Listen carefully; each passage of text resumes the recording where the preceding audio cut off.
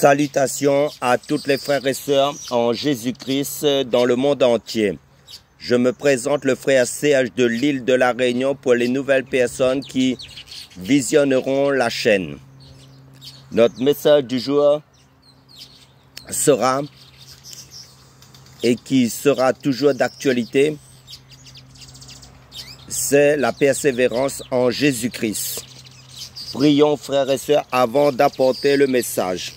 Père Céleste, dans le nom puissant du Seigneur Jésus-Christ, nous te bénissons, nous te louons, nous te glorifions, Papa. Dans le nom puissant du Seigneur Jésus-Christ, merci pour l'œuvre de la croix de ton Fils Jésus-Christ, pour le salut de nos âmes, pour la persévérance en ton Fils Jésus-Christ. Père, bénis mon frère, bénis ma soeur qui écouteront ce message, Seigneur, pour demeurer enracinés en toi jusqu'à la fin, malgré les tempêtes, malgré les vents d'épreuves qui peuvent surgir dans sa vie. Oh mon Dieu, mon roi, aide-nous, Seigneur, à nous accrocher à toi jusqu'à la fin par ta grâce et conduis-nous dans ton message par ton Saint-Esprit à communiquer le message que tu veux donner par ton Saint-Esprit à mon frère, à ma soeur, et donne à chacun de nous, Seigneur, la compréhension de ce que toi tu veux communiquer par ton Saint-Esprit dans le nom puissant du Seigneur Jésus-Christ. Amen. Prenons nos Bibles à partir du livre de Matthieu, chapitre 24, verset 13, qui nous dit: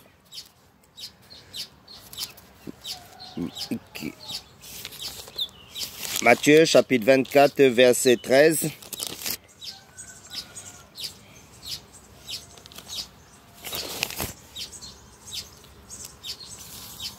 Mais celui qui persévérera jusqu'à la fin sera sauvé. Ce message est exclusivement destiné à ceux qui sont déjà en Christ, aux saints en Christ. Parce que la parole de Dieu nous dit, après avoir entendu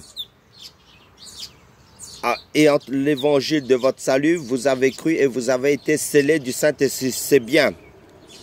Mais le but, c'est d'arriver à la destination finale jusqu'à la fin en Jésus-Christ, dans notre course, dans notre marche chrétienne jusqu'à la fin, malgré les tempêtes, malgré les vents d'épreuves qui peuvent surgir dans notre vie. Car la parole de Dieu nous dit dans Matthieu chapitre 7 à partir du verset 24, c'est pourquoi quiconque entend ces paroles que je dis et qui met en pratique sera semblable à un homme prudent qui a bâti sa maison sur le roc. La pluie est tombée, les torrents sont venus, les vents ont soufflé et se sont jetés contre cette maison. Elle n'est point tombée, parce qu'elle était fondée sur le roc. Mais quiconque entend ces paroles que je dis et ne les met pas en pratique sera semblable à un homme insensé qui a bâti sa maison sur le sable. La pluie est tombée, les torrents sont venus, les vents ont soufflé et ont battu cette maison. Elle est tombée et sa ruine a été grande. Amen. Là, ce qu'il faut comprendre, c'est que spirituellement, en tant que lecteur de la Bible, vous savez tous que nous sommes la maison de Dieu. D'après le livre d'Hébreux, nous dit que nous sommes la maison de Dieu, et le livre de Corinthiens nous dit que nous sommes le temple du Saint-Esprit, et le livre d'Éphésiens nous dit que nous sommes une habitation en esprit aussi, chapitre 2, dans le livre d'Éphésiens, qui nous parle que nous sommes une habitation en esprit en Christ. Mais la parole de Dieu nous dit aussi que celui qui persévérera jusqu'à la fin sera sauvé. Donc, la vie chrétienne, c'est une vie de persévérance, d'endurance, malgré les vents de tempête qui peut souffler sur la maison que nous sommes en Christ. Parce que les temps sont difficiles et nous allons vivre des temps encore plus difficiles dans ce monde. Donc, le but, c'est de s'accrocher à la parole vivante de Dieu. Non pas à une parole d'homme, mais à la parole de Dieu. Parce que dans les livres de Jean chapitre 14, l'évangile de Jean chapitre 14 au verset 21 nous dit, Jésus nous dit, celui qui a mes commandements et qui les garde, c'est celui qui m'aime. Et celui qui m'aime sera aimé de mon Père, je l'aimerai, je me ferai connaître à lui. Gloire à Dieu. Mais un peu plus bas, verset 23 au chapitre 14 de Jean, il nous est dit, si quelqu'un m'aime, il gardera ma parole. Et mon Père l'aimera, nous viendrons à lui et nous ferons notre demeure chez lui. Amen. Donc le but c'est de toujours garder la parole de Dieu dans nos cœurs et de persévérer dans cette parole.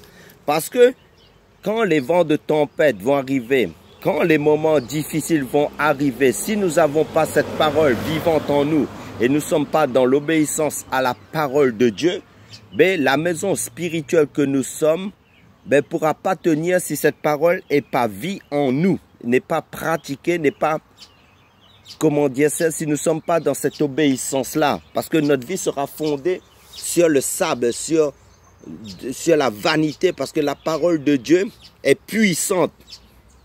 Parce que dans l'Apocalypse chapitre 3, verset 10, il nous est dit, parce que tu as gardé la parole de la persévérance en moi, je te garderai aussi à l'heure de la tentation qui va venir sur le monde. Amen. Je relis ce passage. Apocalypse chapitre 3, verset 10, il nous est dit de la part de Dieu, parce que tu as gardé la parole de la persévérance en moi, je te garderai aussi à l'heure de la tentation qui va venir sur le monde entier. Amen. Donc Dieu va nous préserver, va nous garder contre toute chute. Si nous gardons sa parole, ce n'est pas le fait d'aller dans une assemblée, d'écouter la parole, mais cette parole doit être vie en nous. Cette parole doit être ancrée, enracinée, croissante dans nos vies. Comme la parabole du sommeur qui nous dit, par rapport au quatrième terrain, que ce terrain-là était fertile. Ça veut dire la parole a pénétré dans ce cœur et cette parole a porté du fruit. Ça veut dire que la parole était vécue, était vivante dans ce terrain, dans la vie de cette personne, avec persévérance. Donc, comme je l'ai dit, la parole de Dieu en nous doit être une vie active dans la vie de l'esprit, dans l'obéissance. Amen. Parce que dans Romains chapitre 8, il nous est dit aussi, si nous prenons Romains chapitre 8, au verset Romains chapitre 8 au verset 20, à partir du verset 28, nous savons du reste que toute chose concourt bien de ceux qui aiment Dieu, de ceux qui sont appelés selon son dessein. Car ceux qu'il a connus d'avance, il les a aussi prédestinés à être semblables à l'image de son Fils, afin que son Fils fût le premier-né entre plusieurs frères. Et ceux qu'il a prédestinés, il les a aussi appelés. Ceux qu'il a appelés, il les a aussi justifiés. Et ceux qu'il a justifiés, il les a aussi glorifiés. Que dirons-nous donc à l'égard de ces choses? Si Dieu est pour nous, qui sera contre nous? Lui qui n'a point épargné son propre Fils, mais qui l'a livré pour nous tous, comment ne nous donnera-t-il pas aussi toutes choses avec lui? Qui accusera les élus de Dieu? C'est Dieu qui justifie. Qui les condamnera? Christ est mort, bien plus, il est ressuscité. Il est à la droite de Dieu et il intercède pour nous. Qui nous séparera de l'amour de Christ? Sera-ce la tribulation ou l'angoisse ou la persécution ou la faim ou la nudité ou le péril ou l'épée? Selon qu'il est écrit, c'est à cause de toi qu'on nous met à mort tout le jour, qu'on nous regarde comme des brebis destinées à la boucherie. Mais dans toutes ces choses, nous sommes plus que vainqueurs par celui qui nous a aimés. Car j'ai l'assurance que ni la mort, ni la vie, ni les anges, ni les dominations, ni les choses présentes, ni les choses à venir, ni les puissances, ni la hauteur, ni la profondeur, ni aucune autre créature ne pourra nous séparer de l'amour de Dieu manifesté en Jésus-Christ notre Seigneur. Amen. Là, nous voyons que la parole de Dieu est claire. Ça veut dire, si nous nous attachons à Christ, si nous demeurons dans la persévérance, nous demeurons dans la parole de Christ, qui est la parole de Dieu, qui est Jésus-Christ lui-même, nous attachons à cette parole, ben, nous allons tenir jusqu'au bout par la grâce de Dieu. Parce que Dieu veille sur sa parole en premier lieu pour que cette parole soit pratiquée. Parce que dans le livre d'Ecclésiaste aussi, il nous est dit, dans le livre d'Ecclésiaste, si nous prenons le livre d'Ecclésiaste, nous naviguons dans les Écritures. Il nous est dit que ce n'est pas le début de la course qui compte, mais c'est la fin de la course dans la vie chrétienne. Donc, le but, c'est bien de commencer, d'avoir été engagé avec le Seigneur. Mais le but, c'est d'arriver à la fin de cette course. Mais, pendant toute cette course, il y aura des tribulations, il y aura de la persécution, il y aura toutes sortes d'embûches qui vont se présenter devant nous. Mais si cette parole de Dieu demeure en nous avec persévérance jusqu'à la fin, nous allons tenir ferme. Et si cette parole n'est pas ancrée en nous, ben nous allons tomber, nous n'allons pas tenir jusqu'à la fin. C'est-à-dire si nous ne demeurons pas dans la parole de Dieu. Quand les épreuves vont arriver, nous allons tomber parce que la parole de Dieu n'est pas enracinée, fondée. Nous ne sommes pas fondés dans cette parole, nous ne sommes pas affermis dans cette parole de Dieu. Parce que Dieu veille sur sa parole pour que sa parole s'accomplisse dans nos vies. Parce que Dieu, c'est un Dieu fidèle, Dieu veille que sur la parole qui est Jésus-Christ. Parce que la Bible dans Jean chapitre 1 nous dit qu'au commencement était la parole. Et la parole était avec Dieu. Et la parole était Dieu. Et elle était au commencement avec Dieu. Toutes choses ont été faites par elle. Et rien de ce qui a été fait n'a été fait sans elle. Donc, la parole en nous, en fait, la parole nous permet de tenir dans la marche chrétienne. Parce que si nous allons dans le livre d'Ésaïe, Ésaïe chapitre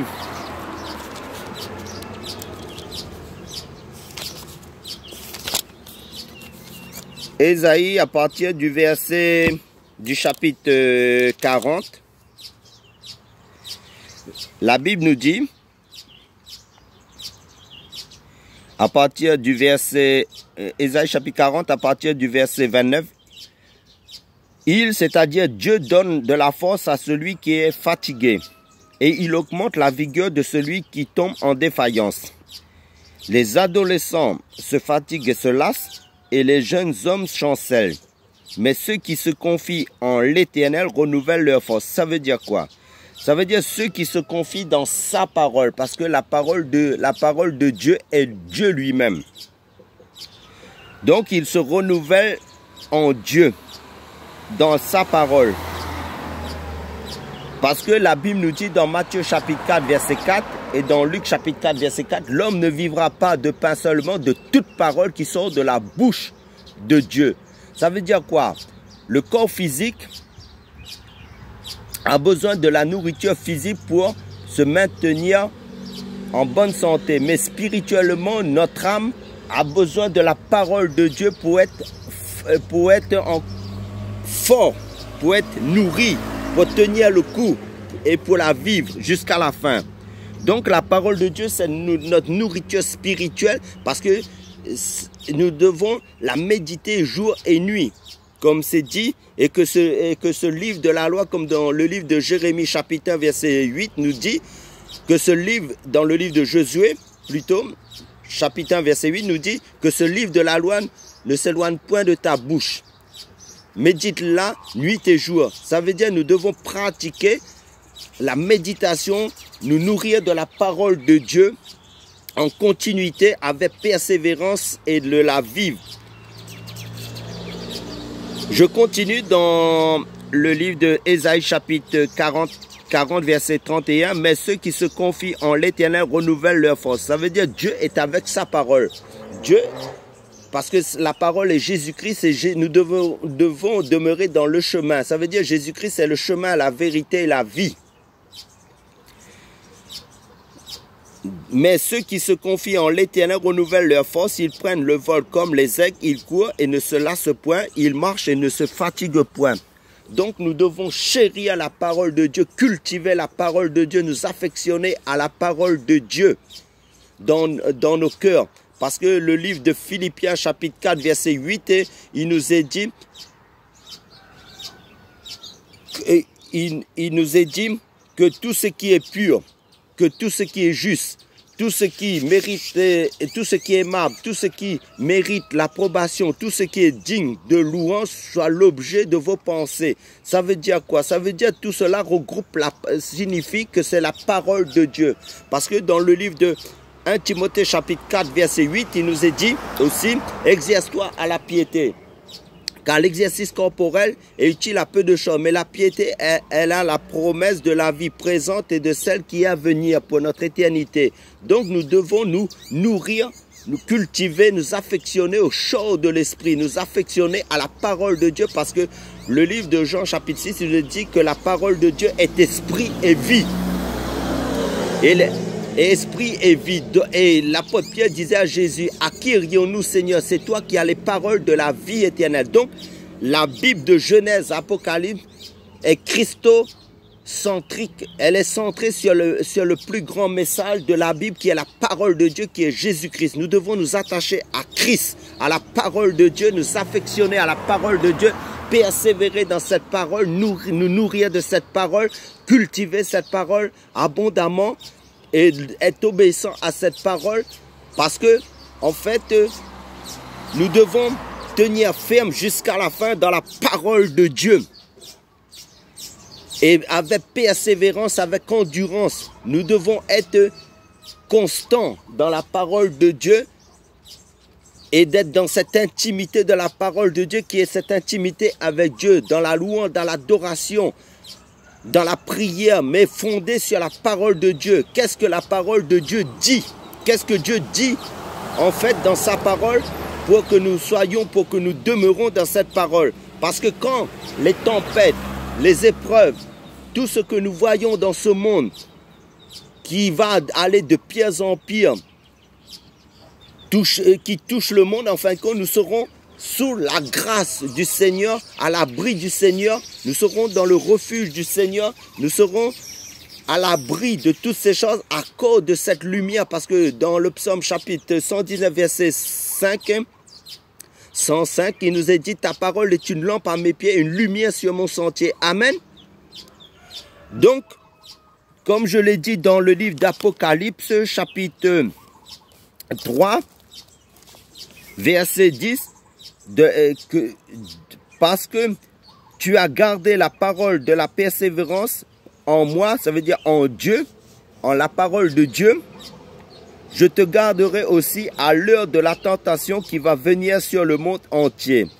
Donc, pour être épargné de tout cela, nous devons persévérer dans la parole de Dieu.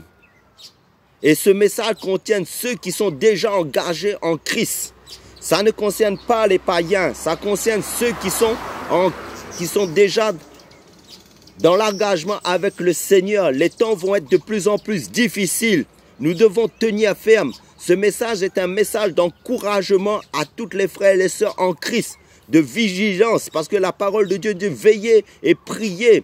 Méditer la parole de Dieu, c'est les conseils du Seigneur pour que nous demeurons fermes jusqu'à la fin, pour ne pas nous égarer, parce que les temps sont compliqués.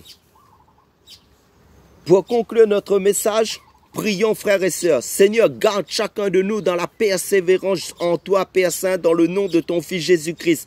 Aide-nous, Seigneur, à demeurer, à être enraciné de plus en plus, à être constant dans la continuité de ta vérité, Seigneur, à être obéissant à ta parole, Père Saint, dans le nom puissant du Seigneur Jésus-Christ. Garde mon frère, garde ma soeur, oh mon Dieu, mon roi, dans cette intimité personnelle, individuelle avec toi, oh mon Dieu, mon roi, par rapport à toutes les vents de tempête qui vont souffler dans ce monde, oh mon Dieu, mon roi, car les temps sont difficiles, papa, dans le nom puissant du Seigneur. Garde chacun de nous, Seigneur. Bénis mon frère, bénis ma soeur. Oui, Seigneur, remplis-nous encore de ta grâce, de ton onction, Seigneur, dans la méditation de la parole de Dieu, dans la vie de prière. Rafraîchis-nous encore, oh mon Dieu, mon roi, dans ton onction, par ton Saint-Esprit, oh Dieu, dans le nom puissant du Seigneur Jésus-Christ. Amen.